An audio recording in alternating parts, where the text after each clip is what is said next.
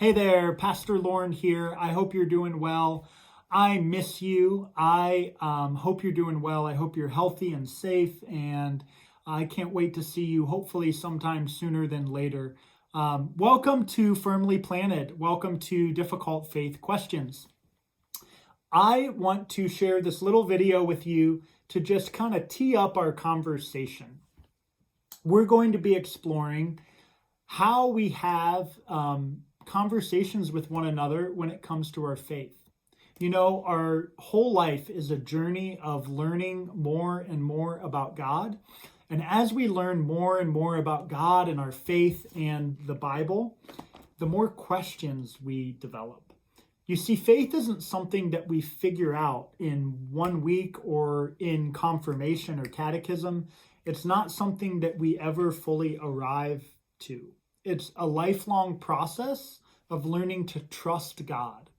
But as we learn to trust God, we still have questions. And those questions are normal and they're healthy.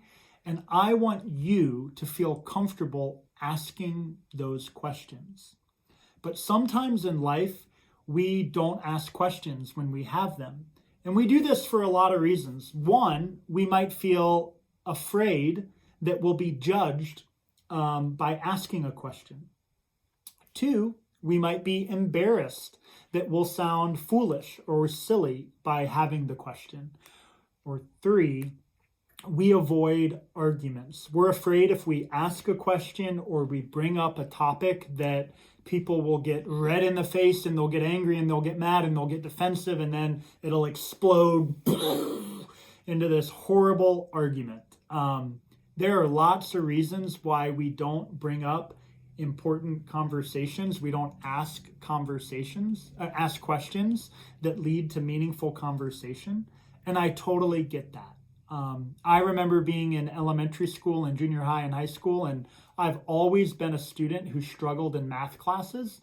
And I remember not wanting to raise my hand and ask a question because I was embarrassed and I was afraid that other people would make fun of me if I asked a question. I've also been in situations where I've avoided talking about something important because I didn't want people to get angry and mad, right? We find this with a lot of topics. Sometimes it's sports. We don't bring up sports around certain people because we know this person loves this team and that person, and they're just going to go like this. We also experience this with politics, right? Democrats and Republicans or school levies, or, we see people kind of get mad and get angry and then they shut down and nothing productive happens. The same thing can happen when we're talking about our faith. Faith is something that's deeply personal, and it's something that a lot of people care deeply about. And sometimes when we care deeply about things, it can bring out the worst sides of us. We get into arguments and we get red in the face and we get mad and we get angry and then we never get our questions answered. Maybe you've been there. You've asked an honest question of a friend or a peer or an adult, something that you've wondered, and it was met with a lot of anger or defensiveness or bitterness, and then you walked away feeling awkward and you still had your question. Difficult faith questions. This class is designed to help us take a deep breath in and let it out and talk about our faith in a way that is meaningful and productive. So, next week, we're actually going to explore some difficult faith questions. And I want you to be thinking about what are some things that you wonder. Some difficult faith questions we could explore together are, why is there suffering in the world? Why is the coronavirus around? Why can't God just get rid of it? Does everybody go to heaven? What about people who don't believe in God? I want you to think of your difficult faith question or your question of faith. And I want you to write that down and bring that with you next week as we begin to explore this. But before we do that, before we jump in, I want to teach you 3 values, 3 words that I think are really helpful for us as people of faith as we have conversations with one another. And these words are humility, vulnerability, and dignity. Let's start with humility. Humility is really, really important whenever we're talking about our faith or anything that has the potential to make people mad or angry or to allow people to get sort of defensive. What do I mean by the word humility? Humility, when we're having conversations, it requires that we adopt a posture of allowing somebody else to share whatever it is that they're thinking. When we're humble in a conversation, we actually are listening to people. You've probably been in a conversation before where you felt like somebody wasn't listening to you. They were just waiting to respond with what they thought. Or maybe you've been that person where you've been listening to somebody else kind of, but you've just been waiting to get your next point in, right?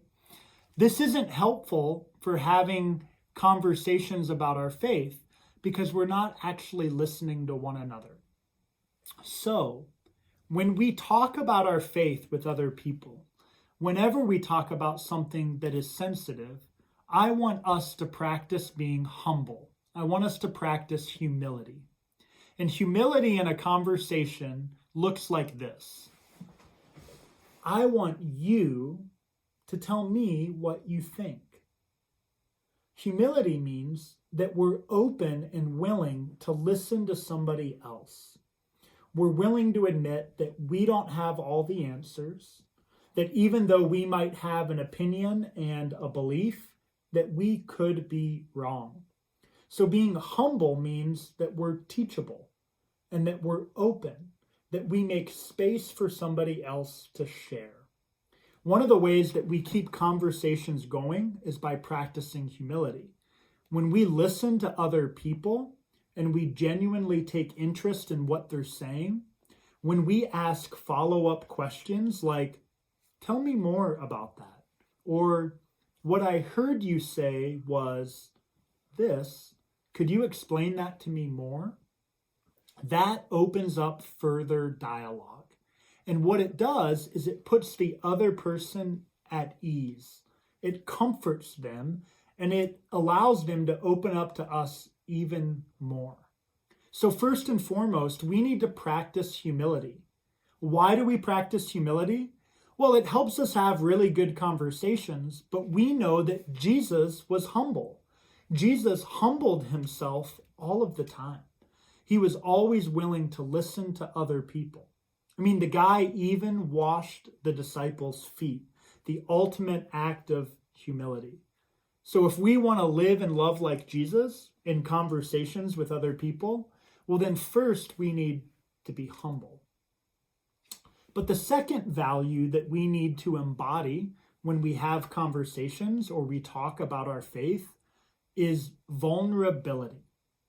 Vulnerability in a conversation means that we have to open ourselves up to other people. We can't just be willing to listen to other people and being humble. We also need to let other people know what we think.